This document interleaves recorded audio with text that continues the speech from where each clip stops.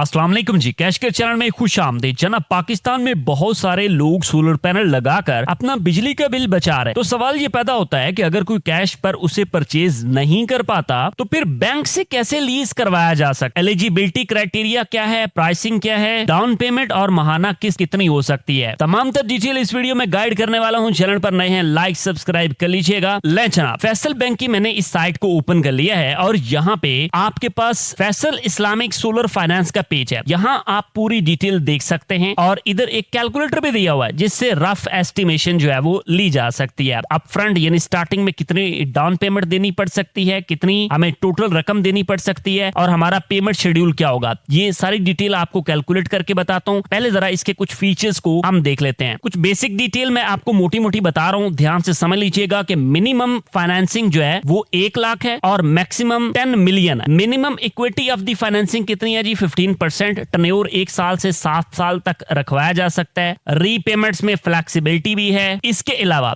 अगर हम यहाँ पे प्रोडक्ट ऑफर्ड में देखें तो यहाँ पे भाई क्लियरली इसने मेंशन किया हुआ है कि 4 किलोवाट आवर से लेके 50 किलोवाट आवर का सोलर सिस्टम जो है ना उसको लगवाया जा सकता है और फाइनेंसिंग अमाउंट मैक्सिमम 10 मिलियन तक है। ठीक हो गया। अच्छा, इसके बाद साथ वाले टैब के अंदर हमें प्राइसिंग मिल जाती है। यहाँ पे हमें ये पता चल जाता है कि भाई काइबर के साथ 3% सैलरीड पर्सन के लिए 1 साल में, और उसके बाद भाई 1 साल के अंदर काइबर के साथ 3.5% सेल्फ एम्प्लॉयड पर्सन जो होते हैं ना SCPs, और उसके बाद सेल्फ एम्प्लॉयड बिजनेसमैन SCBs, इनके लिए जो है वो 3.5% है काइबर के साथ। तो ये प्राइसिंग वक्त के साथ बदल भी सकती है, बट एलिजिबिलिटी क्राइटेरिया को अगर हम देखते हैं तो यहाँ पे इसने बताया हुआ है कि भाई पाकिस्तानी नेशनल होना जरूरी है। उसके बाद सिटीज जो मेंशन्ड है वो यहाँ पे मेन 4 हैं, कराची, लाहौर, इस्लामाबाद, रावलपिंडी, और उसके बाद सैलरीड पर्सन में जो इनकम रिक्वायरमेंट है वो 1 लाख पर मंथ है और एवरेज एज जो रिक्वायर्ड है वो 21 साल से लेके भाई 60 साल का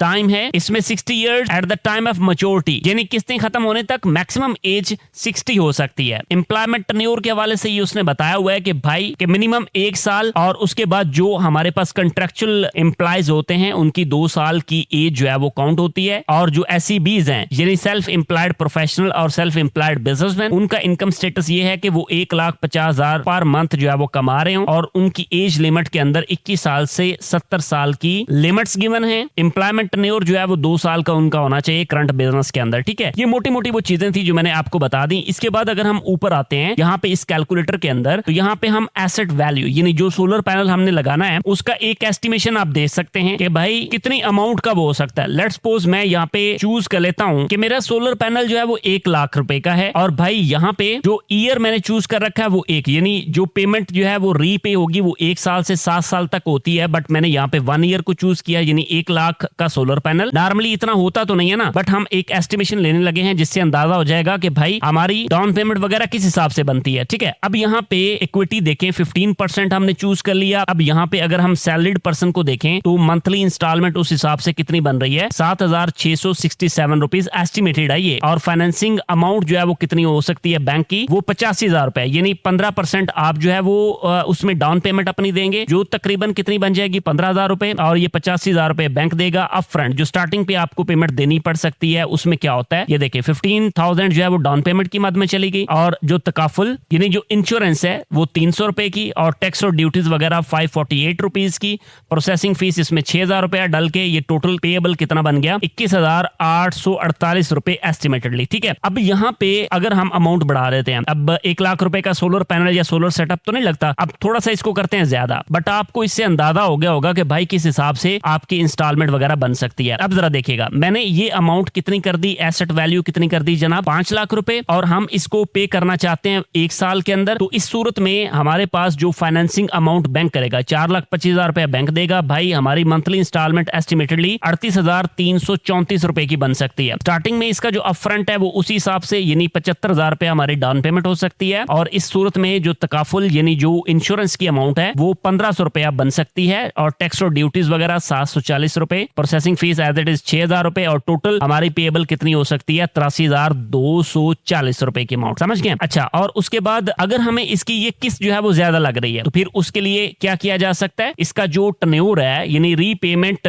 जो है उसको हम ज्यादा टाइम के लिए कर लेते हैं। अब ये 2 साल के लिए अगर हम करते हैं तो इसमें एस्टिमेटेडली मंथली पेमेंट हमारी कितनी आ जाती है 20,700 ₹754। अगर इसको 3 साल के लिए किया जाए तो भाई 14,879 रुपए, और अगर हम इसको 4 साल के लिए करते हैं तो 11,974 रुपए, और 5 साल में करते हैं तो ये 10,255 रुपए की अमाउंट बन सकती है। अच्छा, सारी प्राइसेस ना ये बैंक के दिए हुए कैलकुलेटर से कैलकुलेट हो रही हैं। साइट के ऊपर आप खुद भी इनको चेक कर सकते हैं। ठीक हो गया। और उसके बाद ये एस्टिमेटेड अमाउंट्स हैं, ये चेंज भी हो सकती हैं वक्त के साथ, और भाई फाइनल डिसीजन इसमें बैंक का ही होता है। ये बात भी आपने माइंड में रखनी है कि हर किसी को बैंक लोन नहीं दे देता, उसकी जो शराइत के ऊपर बंदा पूरा आता है उसी को ही सिर्फ मिलता है। ये वीडियो बनाने का मकसद ये है कि आप ये अंदाजा लगा सकें कि भाई आप इन क्राइटेरियाज के ऊपर पूरे आते हैं या नहीं आते, फिर आप बैंक की तरफ मूव करें ताकि आपका टाइम सेव हो सके। आपके पास जब नॉलेज होगा तो आप बैंक में जाके बेटर तरीके से उनसे बात भी कर पाएंगे। ठीक हो गया। अब यहाँ पे एक एस्टिमेशन हम और ले लेते हैं 1 मिलियन यानी 10 लाख की अमाउंट के लिए। अब यहाँ पे जो अमाउंट है वो मैंने 10 लाख की कर दी है।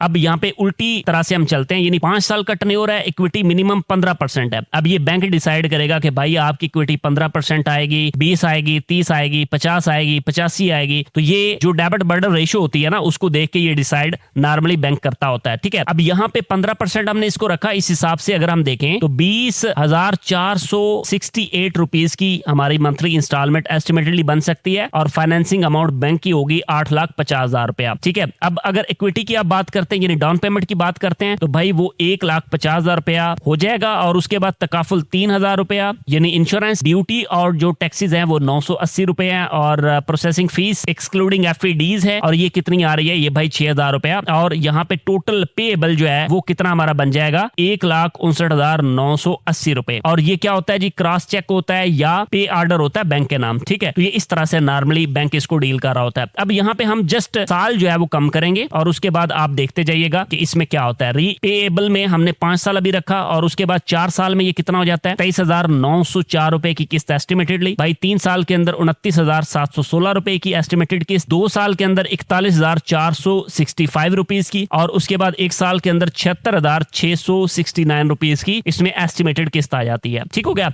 आई होप आपने इसको समझ लिया। अच्छा, अब बैंक की ये वेबसाइट है, ऑफिशियल वेबसाइट है, इसके ऊपर कुछ और भी मालूमात गिवन है। बेसिक जरूरी डिटेल मैंने आपको गोशगुजार कर दी है। बाकी आप टर्म्स एंड कंडीशंस और जो डिस्क्लेमर है उसको आप रीड आउट कर लें। मैं डिस्क्लेमर फिर एक दफा आपको बता देता हूं कि ये जो कैलकुलेशंस हैं ये चेंज भी हो सकती हैं टाइम के साथ, ये बैंक ने भी बताया हुआ और मैं भी बता देता हूं। बाकी फाइनल डिसीजन वही होता है जो बैंक आपको बताता है। कोई माइंड में क्वेश्चन आए, परेशान नहीं होना, कमेंट सेक्शन में पूछ लेना है। इसके अलावा अगर एसेट वैल्यू ज्यादा करनी हो तो भाई यहां से आप इसको ज्यादा करके खुद चेक कर सकते हैं। नेक्स्ट वीडियो किस टॉपिक पर देखेंगे कमेंट्स में बताइएगा। कैशकेयर चैनल पर नए हैं सब्सक्राइब कीजिएगा और वीडियो को लाइक भी कीजिएगा। मिलते हैं एक और वीडियो के साथ। अल्लाह हाफिज।